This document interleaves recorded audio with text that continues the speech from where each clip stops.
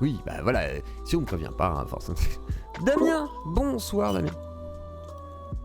Eh ben, il est là. Alors, je suis pas chez moi, je suis en 4G, 5G, je sais pas trop quoi. Ça passe très bien. Je sais pas si ça a bien capté. Pour l'instant, Si tu me dis que c'est de la merde, c'est pas grave, on se verra mardi. Non mais là ça va en tous les cas, hein, c'est pas de soucis. Ça Alors va, du le coup, son est pas trop dégueulasse. non ça va, non franchement c'est propre, c'est propre. Ok. Du coup, Moi j'ai vu qu'à l'œil de l'élite qui était passé pour encore se foutre de la gueule de mes fautes d'orthographe. oui j'ai vu. Elles ont été corrigées. C'est bien, non mais après, oui, je sais pas, il a bloqué là-dessus. Bah après c'est vrai que c'est compliqué. Alors du coup, qu'est-ce qui se passe? Tu fais appel, c'est ça? Qu'est-ce qui se passe? En fait, j'ai fait appel De la sur décision, l'interdiction de travailler dans la fonction publique à vie À vie? Ah oui et c'est la vrai. privation des droits civiques pendant 3 ans. D'accord. Voilà. Ouais, ce serait... Alors moi j'aurais Enfin, plus fait le truc à vie, après les 3 ans de droit civique, bon ça passe vite Bon, quoi. c'est plus pour le symbole parce qu'en fait, Ouais. l'interdiction de droits civiques, en fait, ça me condamne à l'impossibilité de voter. Donc, les juges ont eu des décisions un peu paradoxales, c'est-à-dire qu'ils m'ont condamné, ils ont condamné le fait que je pouvais m'exprimer par le vote au lieu de par la violence, et après ils m'interdisent de voter pendant 3 ans. Donc c'était histoire de leur dire oui, bon attendez, vous Oui. êtes gentils, mais faut pas Ouais. dire tout et son contraire. Bah surtout que, comment dire, t'as été condamné du coup pour une gifle, mais c'était quoi le... Comment on appelle ça, le chef d'inculpation finalement? C'est outrage? C'est Alors, quoi? C'est dans les... C'est violence sur personne dépositaire de l'autorité publique. Donc aux yeux de la loi, c'est comme si j'avais giflé Un flic quoi. un prof, un fonctionnaire, un policier ou un gardien de prison. Voilà, ce qui arrive tous les jours en France. Hein. Exactement. Voilà. Donc, et est-ce qu'on déchoue à chaque fois pour ce genre de... Est-ce que tu as pu voir ton avocat du coup? Tu sais si tu as tes chances, etc. Parce que du coup là tu veux prendre Juan Branco. Donc je te laisse un peu nous Oui, dire, alors du tiens. coup, savoir ce que les gens n'ont pas compris. Pour la peine de prison, je n'ai pas fait appel. Donc c'est-à-dire que la peine de prison est purgée. Donc je ne retourne pas en prison. Voilà, ça peut vous rassurer. Oui, c'est le titre putaclic, vous inquiétez pas. Mais Ah oui, pourquoi t'as mis ça dans le titre? parce que en fait je me suis dit les gens ils vont être là, qu'est-ce qui se passe? Donc du coup ils viendront et au moins bah c'est mieux que si je dis juste il a besoin d'aide et il faut l'aider pour sa cagnotte, tu vois. Là ils vont être là, ils demandent des sous, tu vois, donc si je dis t'es condamné c'est mieux. Les gars ils font quoi 2 fois? Là je fais non pas 2 fois mais il a besoin d'aide, donc voilà. Alors vas-y explique-nous un petit peu Juan Branco, pourquoi ce choix, comment ça s'est orienté? Pourquoi ce choix? Parce que j'avais beaucoup d'avocats qui sont proposés. Ouais. Et j'ai choisi Juan Branco pour son engagement auprès des Gilets jaunes. Et puis parce qu'on me l'a conseillé. D'accord. Voilà. Très bien. Et aussi parce que c'est un avocat un peu médiatique. Donc Oui, ça j'avais le permet, regret avec mon précédent avocat qui n'a pas décidé de s'exprimer devant les médias, pendant que eux, les médias, pouvaient se permettre de raconter un peu ce qu'ils voulaient.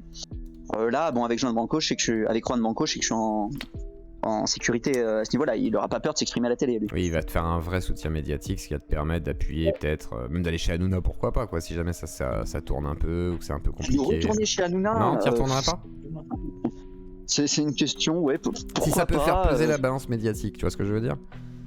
Oui, bah après, la condamnation. Bon, je vais pas trop m'exprimer là-dessus parce que Ouais. le procès n'est pas encore là. Ouais, j'avais mieux vaut que j'évite de trop m'exprimer là-dessus. Ouais. Pas de soucis, t'inquiète. MDL est royaliste et il prend un gauchiste comme avocat. Ah, bah alors, est-ce que... voilà, parce qu'il y en a qui disent ça. Les gars. Qu'est-ce que t'as envie de dire à ces gens? Parce que c'est un avocat après, hein, les gars. Ouais, non, mais c'est déjà, vous êtes encore bloqué là. Mais je sais pas quoi vous dire. Je sais pas quoi vous dire. Il y a eu des gilets jaunes, il y a eu des rassemblements de l'extrême droite à l'extrême gauche. On est là face à Macron. Il a été réélu pour 5 ans et vous êtes encore là à me dire oh là là, il est de gauche, il est de faux royaliste. Il va peut-être falloir s'unir les gens si vous voulez changer quelque chose. Vraiment, si vous voulez changer quelque chose, il va falloir peut-être passer outre vos partis. On se tapera dessus après au pire. C'est pas grave. On est voisins, on habite.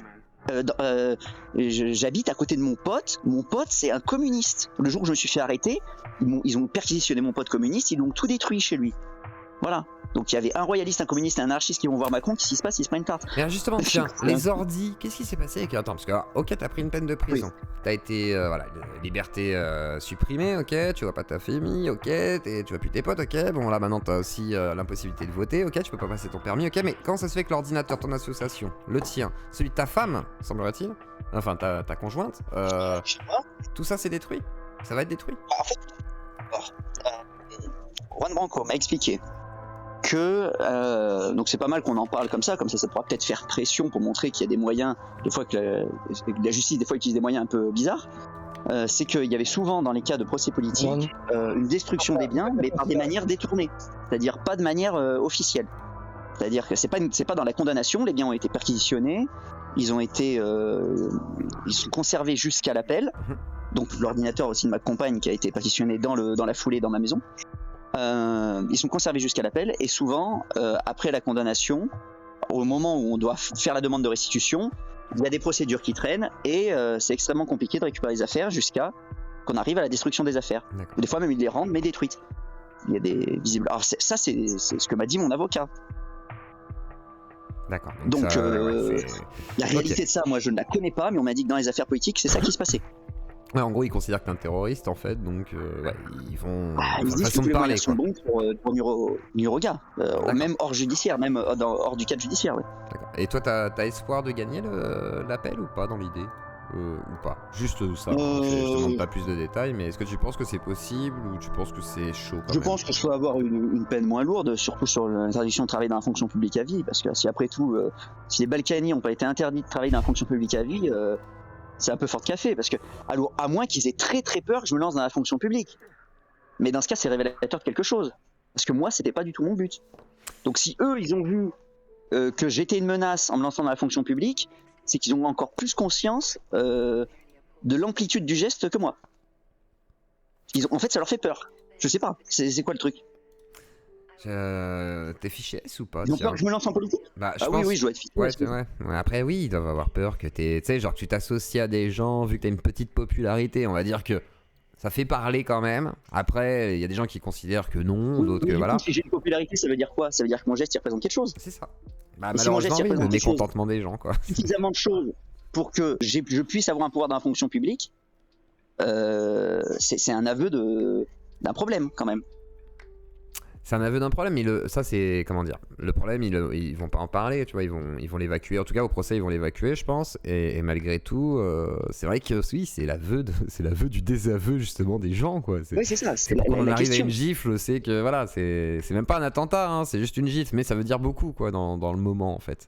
On s'en rend bien compte, quoi. Se lancer en politique alors que t'as pas les médias derrière toi, cela sert à quoi? C'est de l'utopie. Non, il a peur il demande s'ils ont peur de ça, parce qu'il comprend pas pourquoi on voudrait l'empêcher d'aller dans la fonction publique.